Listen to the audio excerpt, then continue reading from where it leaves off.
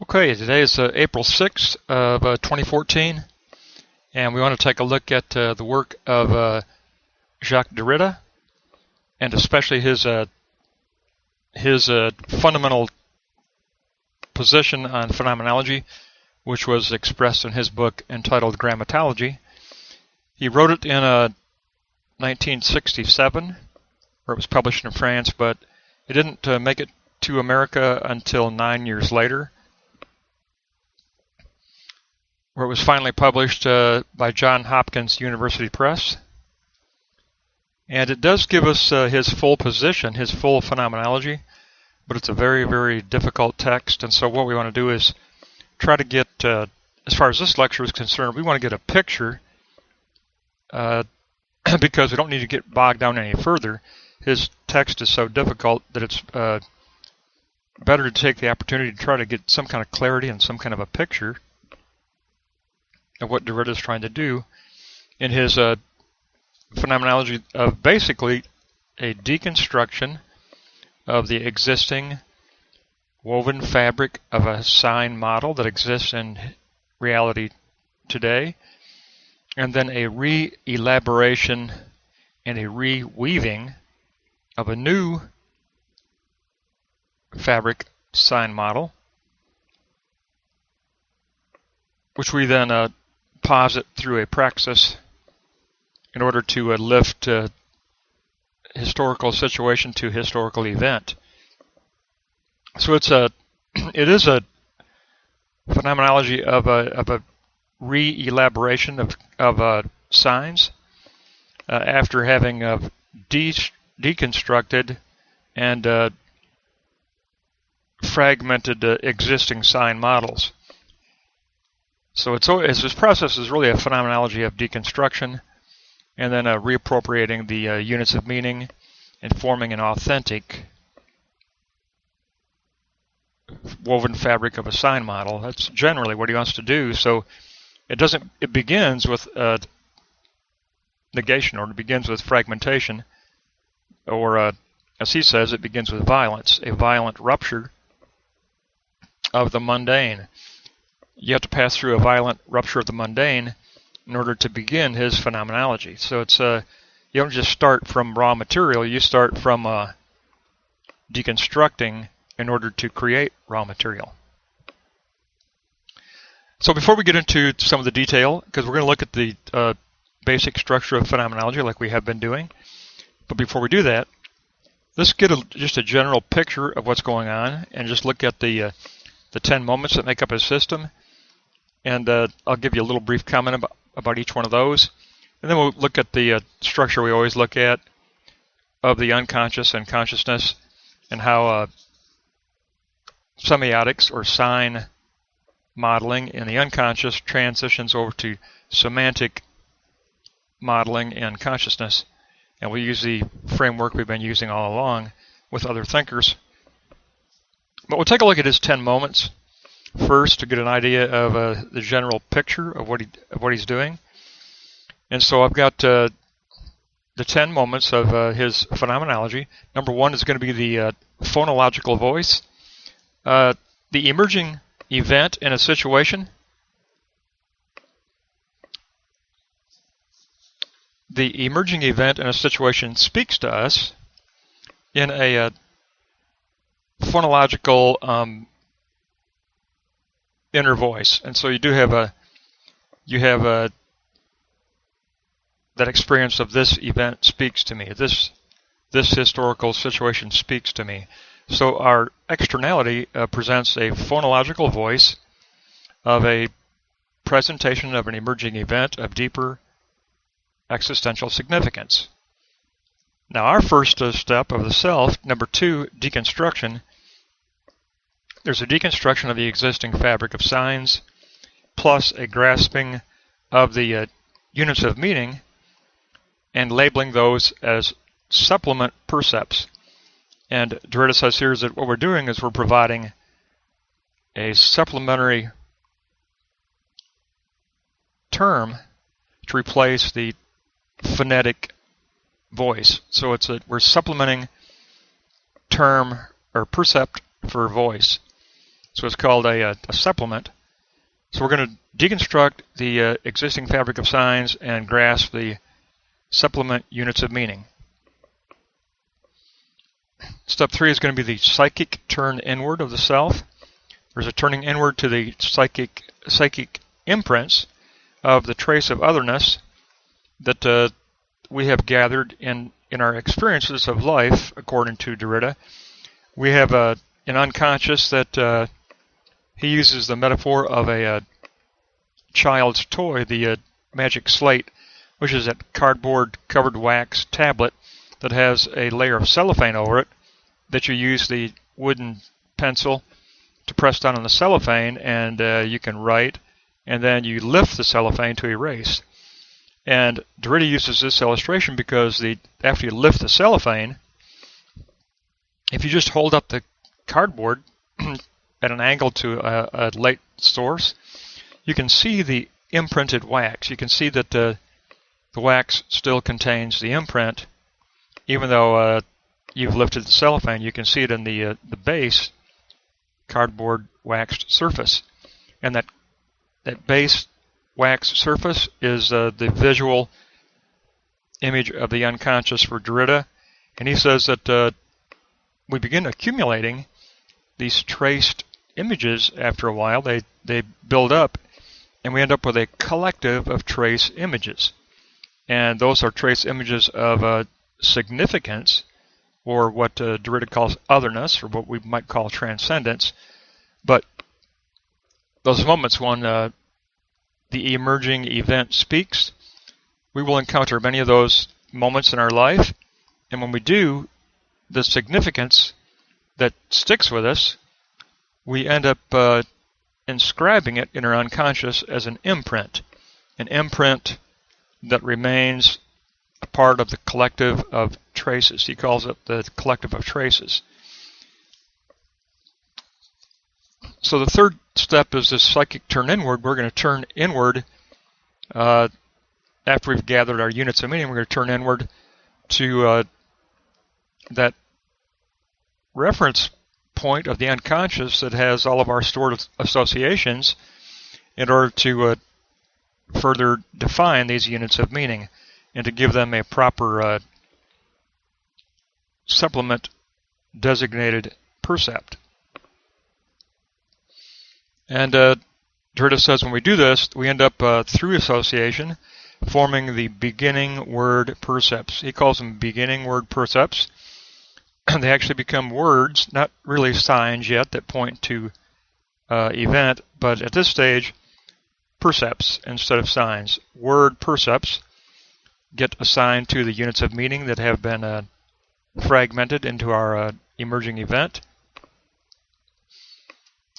And then he has a theory that these beginning word units of meaning all have a proximity of relation to the logos tendency of event.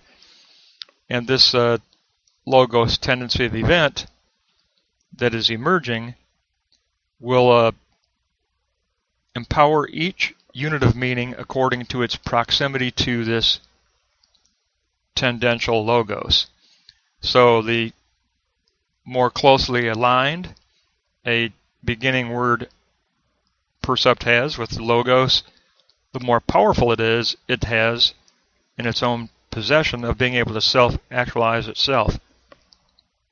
So the power of the self-actualization of percepts is based on their proximity of location to the tendency of logos. And that takes us to step 4, which is auto-affection. For Derrida, he says that this initial work on the unconscious of constructing a thought picture, like everybody talks about, all the postmoderns talk about the unconscious work of constructing the first thought picture. For Derrida, this is an automatic internal work of memory. It's not a conscious, rational, logical undergoing by the self, but it's an automatic or an auto-affection creation that emerges in our memory of its own self-actualizing power. And it does this because these beginning word percepts have a self-actualizing power based on their identity with the otherness of trace, and plus their proximity to the tendency of logos. So there is an auto-affection, the automatic emergence of the graphic singular sense that will help us form the thought picture. And Derrida says that this the collective of traces that gets imprinted in the wax tablet. He says that this becomes a kind of a reservoir of our past learning. He says really what the unconscious wax tablet is, it's the reservoir of forgotten learning. It's a reservoir of forgotten learning, so it is a learning. We stored it in the unconscious, so it's not. It doesn't just come from an ex nihilo. It doesn't come. Creation doesn't evolve out of nothing. Creation evolves out of learning, but it evolves out of a learning that we have forgotten. So forgetting has its role in Derrida's theory. It's the forgotten learning of these collective of traces that will result in the automatic emergence of the thought picture as in what he calls an auto-affection. And so we end up, because of auto-affection, we end up with an ordering of the word percepts into a thought figuration. He calls it a thought figuration. You know, we've discussed this with every other postmodern thinker.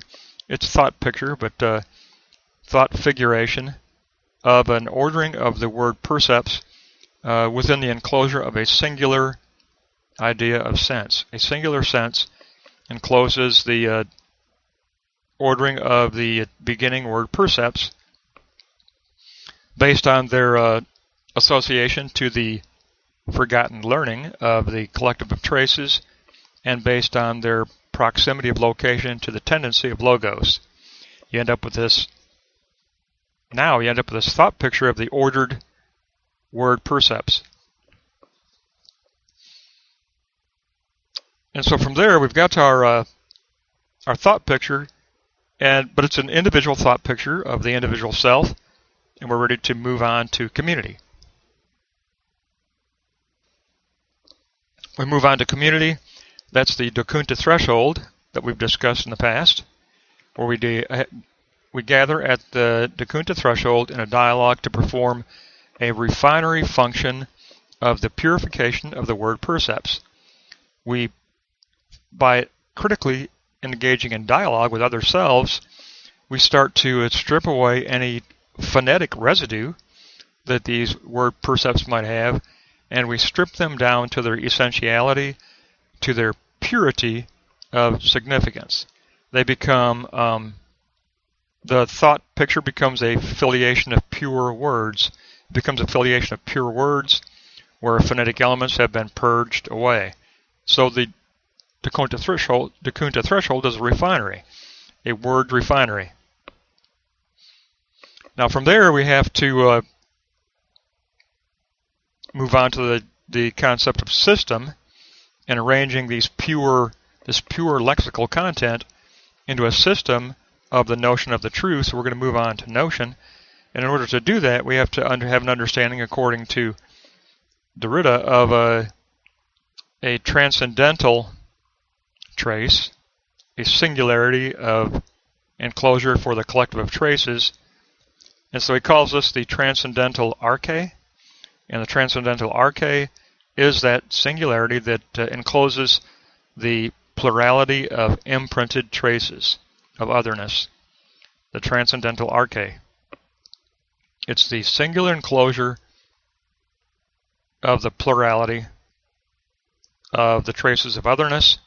It kind of represents our forgotten learning of transcendence, our forgotten learning of the otherness. And that's called the transcendental arche. And so we move on with our purified words and our internal understanding of the concept of a transcendental singular horizon, a transcendental arche, and we can form a movement of trace And the movement of trace is the actual positing of the notion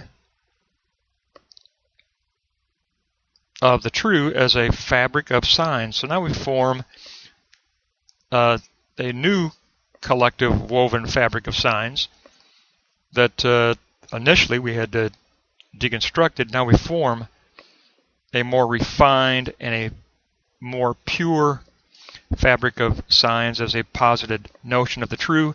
So it's in the realm of the notion, which is an internal externality of the mind. It's posited at the front of the mind as an internal externality, and so we have the movement of trace. And once we've posited the notion of the true, then we reach, just like all postmoderns tell us, we reach the pivot point. We reach the axis threshold of true subjectivity, because it's a transition point from forming that fabric of signs to the semantic work of, okay, let's put it into effect in our historical environment. Let's get involved in praxis. So you've got a little bit of a pause, a little bit of a transition. That's called the axis threshold. We're going to transition from the posited notion of the true fabric of signs to the implementation of that fabric of signs in a practical praxis differentiation and proclamation in history.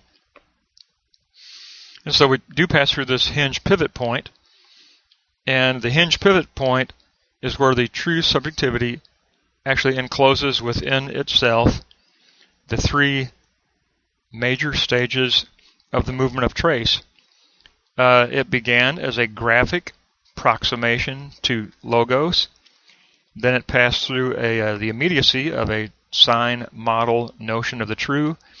And now we're going to move on to a temporalization as a praxis practical positing. So all three major divisions of the movement of trace are internalized and understood within the true subjectivity of the self. And that's called the pivotal point of the hinge, the hinge of the door, to pass over into the practical work of semantics. So from there, we're going to get to praxis, and praxis for Derrida is the writing of an écriture.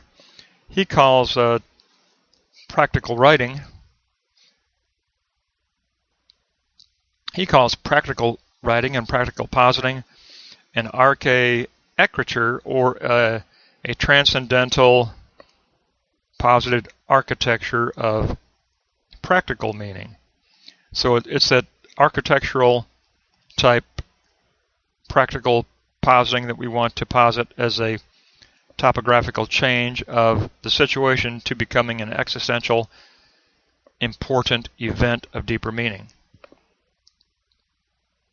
So we make this practical positing, but understanding all along that we do have the limitation of existing secular limitations, or limited discourses is what Derrida wants to call them.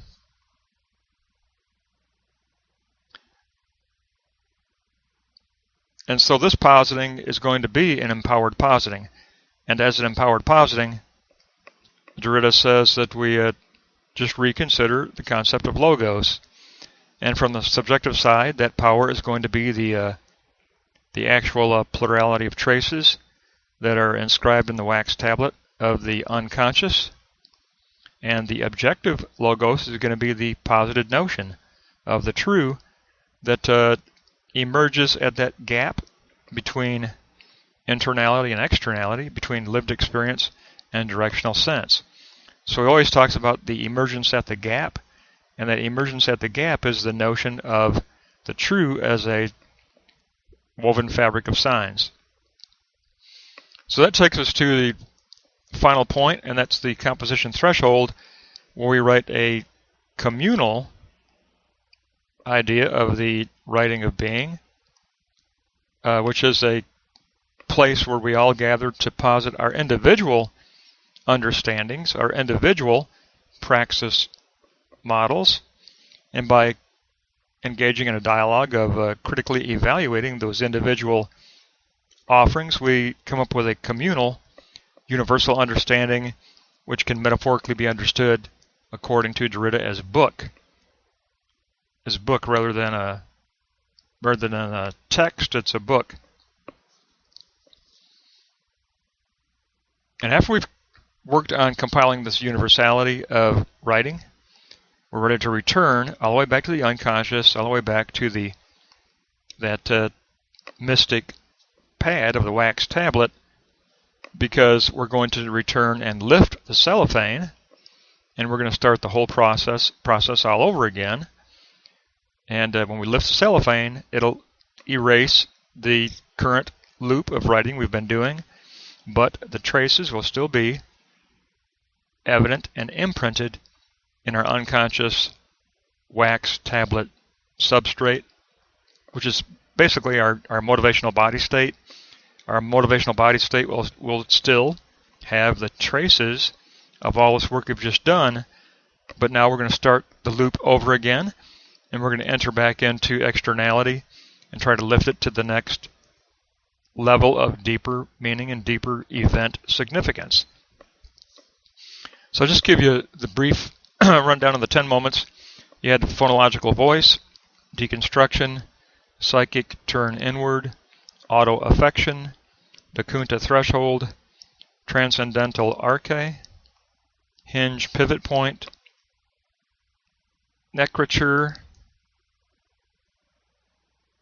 of praxis positing, new understanding of logos, and composition threshold of book, which also includes the return to the body state. So phonological voice, deconstruction, psychic turn inward, auto-affection, Dekunta threshold, transcendental arche, hinge pivot point, ecrature, logos redefined, composition threshold, and return.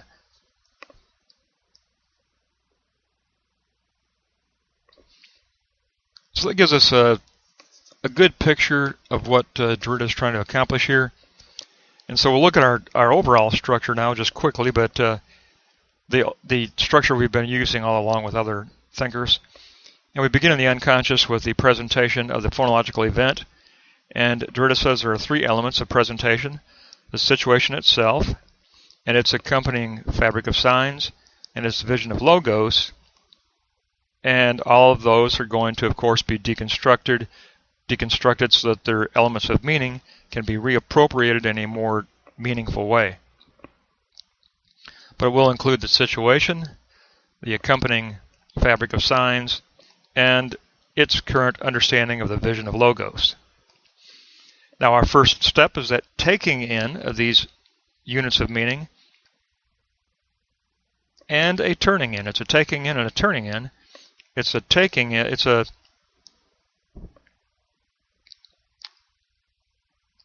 what he calls first of all, a desedimentation or deconstruction of the false duality between signifier and signified. We deconstruct the era, the closure of the situation. We deconstruct the historical genealogy, and we deconstruct relativism, and we deconstruct existing fabric of signs and logos. So we initiate our natural signification here, which he calls transparence, and we're seeking that unifying of voice and mind. We apprehend the sense of meaning as a phonocentrism, not a logocentrism, as a phonocentrism. And he says as a phonocentrism, we call our perception hupo-akuo, or hyper-listening, spiritual listening. So through spiritual hupo-akuo, we acquire the phonological voice through spiritual hearing. And then the spiritual hearing is going to appropriate these units of meaning, and it's going to take those units of meaning and gather them together within a singular understanding of a directional sense. So the methodology of this hupo-akuo, he says there's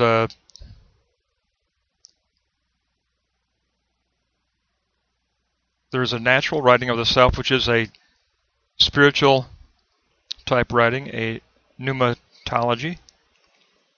And there's a retreating into the self, retreating to the psyche of the imprinted traces, where we recall and read the traces of meaning in the wax tablet. And they are accumulated from the sensate self's experiences of past events. Therefore, we acquire beginning word through the following steps: taking in of the current signs of the situation, turning in toward the psyche to associate these acquisitions with traces, compare the taken in with the currently imprinted, and form a beginning word percept for each unit of meaning. Form a beginning word percept for each unit of meaning.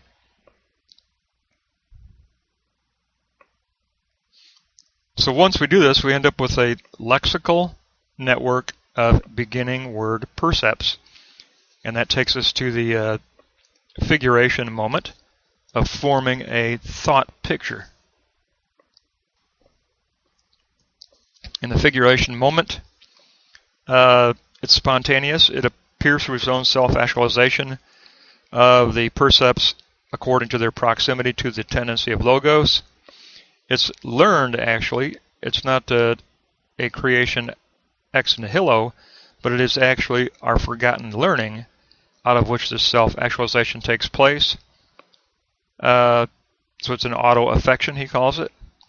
It's a graphic representation of a singular sense. And so we've transitioned to the graphic word proto-sign model.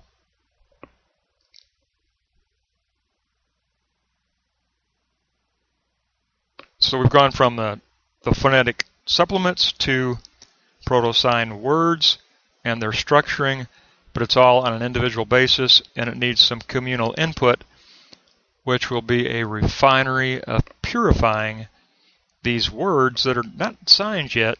So when the word percepts pass through the refinery of communal critical review, then we can transition to defining them as true, pure signs of intent. At the Deconstruction threshold, it represents the fulfillment of the speech symbol now, because we're going to move out of speech symbols and we're going to enter into concepts and move out of percepts, which are symbols. It's going to be an auto-affection, and it will address essence here.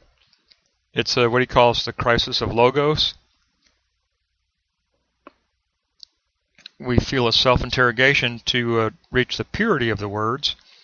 So we open the inscribed word percepts to an informed play in communal dialogue, and the informed play of communal dialogue eliminates any lingering phonetic elements, and an ideograph is formed. He calls it an ideograph. So the previous thought picture was called a pictograph. So pictograph evolves to ideograph, and ideograph will be copied to consciousness now that it is composed of pure words. So it can be converted from ideograph to woven fabric of signs. So at the transition to the axis threshold of cognitive consciousness, we're going to talk about the purity of the word, and the movement of trace. We now look at trace as a institutional universality of its own, and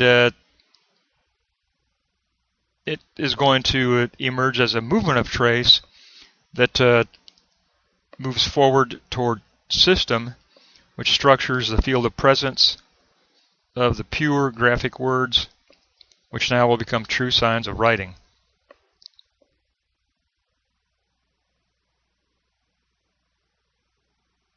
So it ends up being a non-phonetic model now. It's a conceptual model that takes up the idea of the transcendental trace, that encloses the plurality of traces, and we get involved in what's called arche writing, or transcendental writing, which orders the field of the transcendental traces. It's a ordering of the field of the transcendental traces.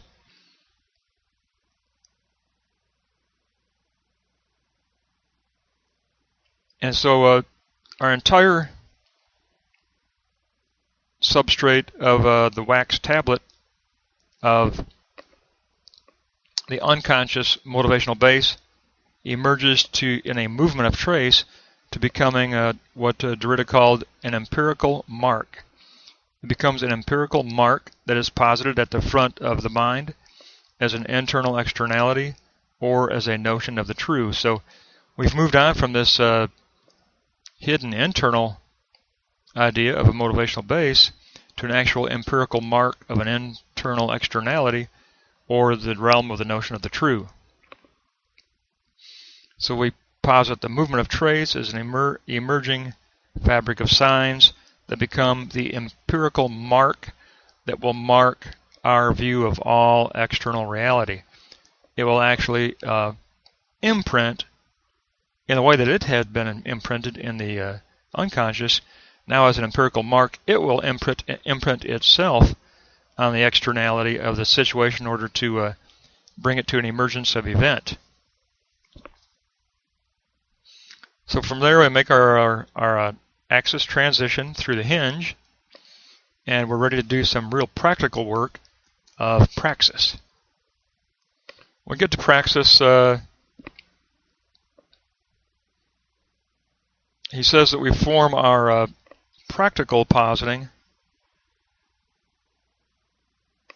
as a differentiation of gesture and a proclamation of the speech act. So it's differentiation plus proclamation plus the negation of all linear structuring and a taking of eschatological time instead. And it's an empowerment through the logos, which we've already discussed as that subjective logos of the plurality of traces within the self, and the objective standalone objectivity of the positing of the notion of the true, which emerges at the gap between internality and externality. And therefore we have this subjective and objective pulse working together to work as the empowerment of logos. So with an empowered, practical, posited écriture, or a transcendental trace architecture, we gather at the composition threshold and engage in forming a universality of the deeper sense of meaning, a universality that is going to qualify the way we live from here on out. So we engage in these critical dialogues on more of a semantic level, dealing with concepts. We return all the way back to the internal subconscious self again, to that mystic tablet, and we erase by lifting the cellophane, but we have a whole new collectivity of imprinted traces now that include the new understanding we have just acquired. So learning progresses, and forgotten learning gets some additional content, and we're ready to begin again through the entire loop. And so that gives us about 30 minutes, but that'll give you a picture, I think, which is a little bit better, because when you get into the manuscript yourself, it's a very detailed, very difficult text.